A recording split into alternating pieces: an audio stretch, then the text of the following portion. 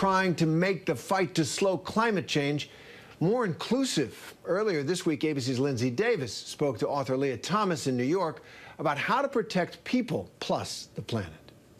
She is a self-described eco-communicator and the founder of Intersectional Environmentalist. Leah Thomas has built a platform to create a justice community that centers on people of color and those who have been left out of the climate conversation. She joins us today to talk about her new book called The Intersectional Environmentalist, How to Dismantle Systems of Oppression to Protect People plus the Planet.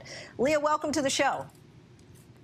Hi, thanks so much for having me. So let's just start right off the top with what is it, this intersectional environmentalism? Yeah, so intersectional environmentalism is a type of environmentalism that advocates for the protection of both people and the planet. And not only that, it seeks to amplify diverse voices that are often kind of left out of a lot of conservation spaces and movements. And you're right, we can't save the planet without uplifting voices of its people, especially those often unheard. Which social justice issues need to be addressed, would you say, in order to actually solve environmental injustices, and which communities are affected the most?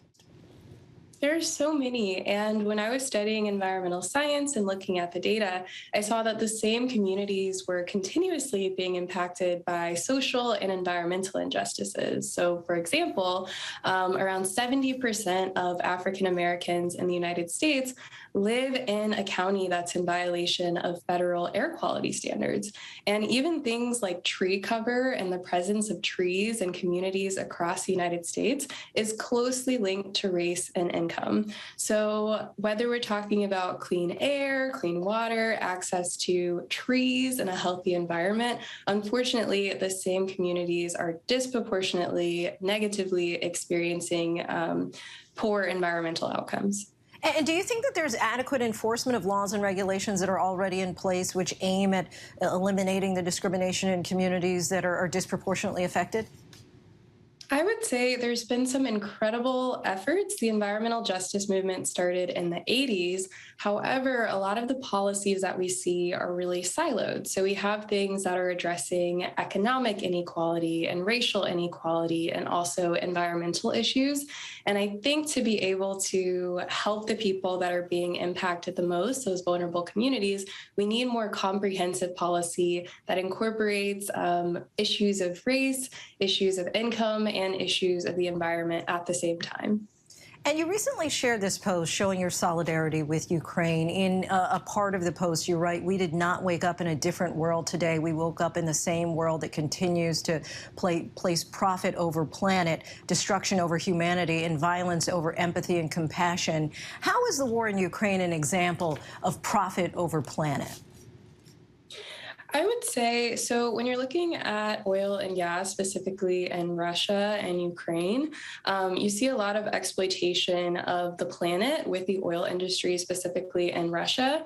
And for a lot of international conflict, if you kind of trace the source, you can often find things like oil extraction, or a lot of refugee crises actually start because people don't have access to things like clean water, or there's scarcity of having a safe living environment. So when it comes to international conflict, it is really important to consider the way things like greed and the exploitation of the planet also contributes to the exploitation of people. And we see that happening in Ukraine. And this book, you say, serves as a guide and an outline to the environmental challenges specific communities face. What would you say needs to be prioritized now in order to create a better future? I would say what I call environmental human rights. Oftentimes when people talk about the climate crisis, they talk about what can happen in the future. However, there are communities around the world that don't have access to clean air, clean water, and a safe and healthy living environment, or they have toxic waste sites and facilities in their neighborhoods. So I think the most urgent issue that we should be addressing is those environmental human rights and those basic human needs that everyone needs to live a healthy and happy life. Leah, we thank you so much for what you're doing and all of the resources that you're giving us to make the earth a better place. And to our viewers, you can buy The Intersectional Environmentalist, How to Dismantle Systems of Oppression to Protect People plus the Planet, wherever books are sold. Thank you so much. And thanks to Linsey for that. Hi, everyone. George Stephanopoulos here. Thanks for checking out the ABC News YouTube channel. If you'd like to get more videos, show highlights, and watch live event coverage, click on the right over here to subscribe to our channel. And don't forget to download the ABC News app for breaking news alerts. Thanks for watching.